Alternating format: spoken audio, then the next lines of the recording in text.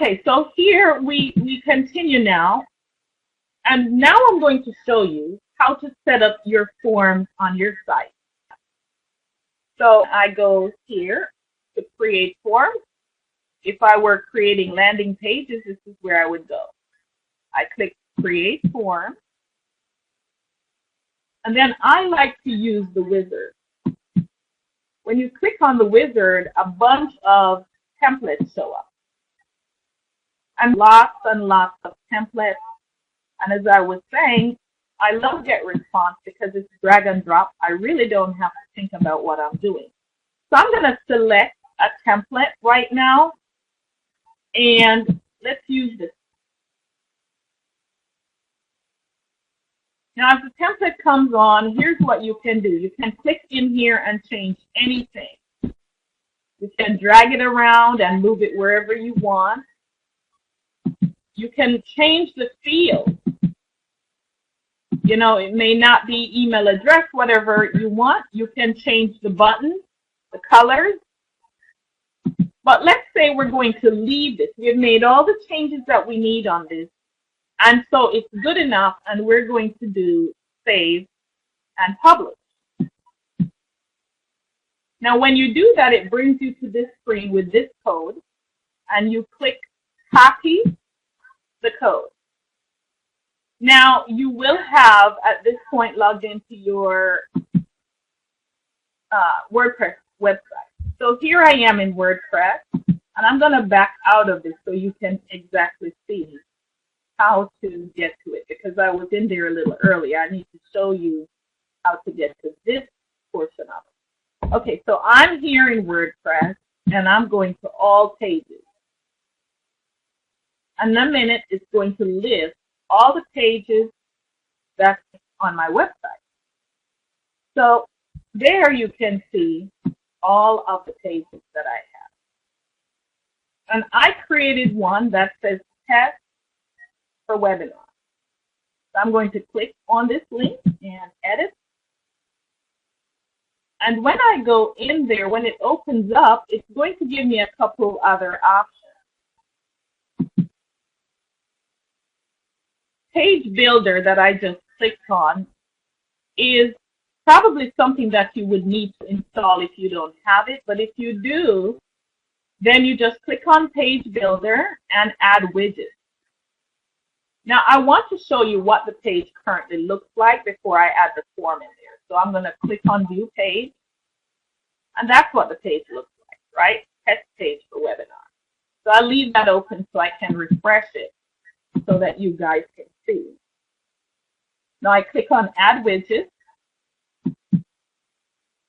and I am going to scroll down and add the text. The reason why I selected text is because I have an HTML code that I am putting in there. So that's what I need to do. When I click on Edit, I paste the code, and I click Done.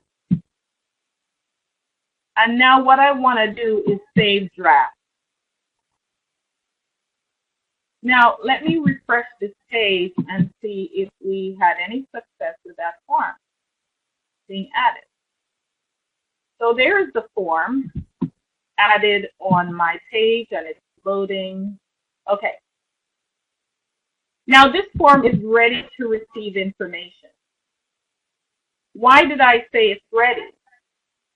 Because when I went into my, let's go back to the web form creator so I show you something. This happened automatically behind the scenes for me. You want to actually tie your web form to a list. Remember I said at the beginning that when you create your web form, the first thing you need to do is to create your list. Okay? So you want to create a list that every name will go to. And the name that it will go to is visible when you create that web form. Right here it says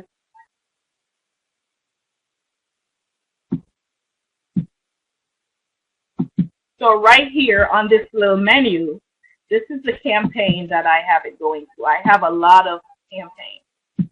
But I want when people complete their name on my webpage, it goes to this particular campaign or this list. I could make it go to any one of these lists that I want. So hopefully this answers the question that someone asked. Can you have many different web forms on one web page? Yes. And you can have the form. You'd have to create the form and decide what list you want it to go to. Is it going to be my blog? Is it going to be Facebook? Is it going to be my free consultation? Is it going to be the passion resource for moms? You know, it's just a different set of lists that I have met for the different needs of the individuals who come to my website. So that is the portion that I wanted you to be aware of so that you knew how to tie that. So when they click on my website and complete their information here, it's going to go to that list that I just showed you, the Dr. Gwen test list. Okay, any questions so far? Maureen says, collect names if we have none. So your website is actually the source where you're going to collect names. When people land on my website, with the marketing that I'm doing wherever I'm doing it, when they click on this link and add their name, that begins to build my list. On this particular one down here, which is resource for parents, that's a different list.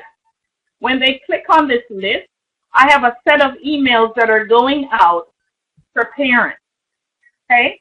Right here, these are people who may want to know something about their passion, right? And when they click on this, they're immediately brought to a passion profile. It just assesses whether they are happy with their life or not. Then they go on a separate list, and I start my marketing campaign to them about passion, finding their passion. My business is helping people discover their passion and use that passion to start a business in the online environment. So once I capture this information, I actually start marketing to them on that order, like giving them that information so they can be aware. Does that answer your question, Maureen?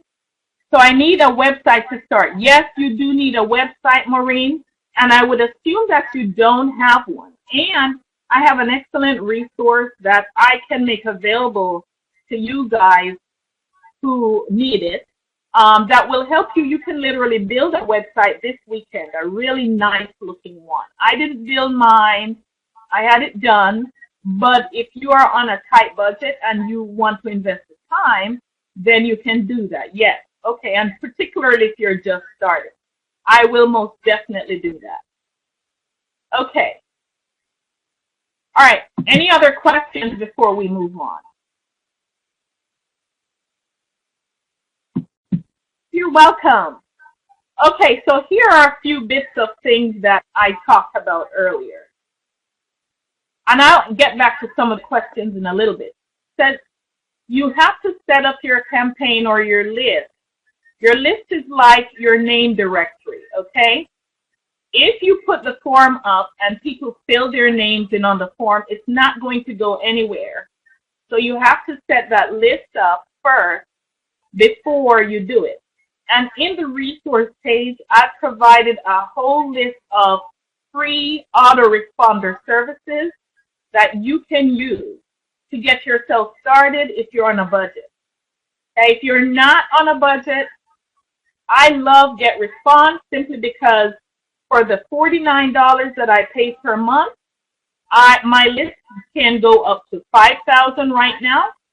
I can do a webinar. I have all of my pages that I can build, my landing pages, all of my forms. It does the surveys, and you would have to pay additional for all of those if you were getting another service. Aweber is a really great service. It doesn't have all of those options. And later on, when you build to get a little larger, maybe Aweber would work better for you. get response works to a large number, and it's quite satisfactory for me. As I said, we create the campaign, then you create the opt-in form as I just showed you, and then now we had a question like, how do you have more than one opt-in page for the same brand or website? Hopefully you saw that. I just showed you how to do that. Then how do you integrate the form into your website? I just showed you how to do that as well. And then we had a look behind the scenes for WordPress. What I would like to do before I get to the questions is I want to ask you another set of questions. And I'd like you to respond. Here are the questions.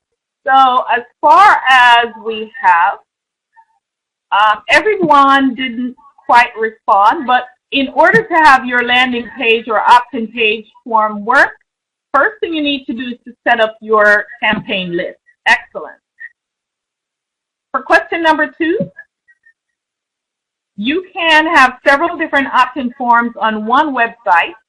How can you have them going to the different lists? Excellent. Again, you have to create and select a different campaign or list for each of them. Okay? So that's how that works. It's basically the forms that actually drive the campaign. Thank you so much for participating. So now let's go back to the slides.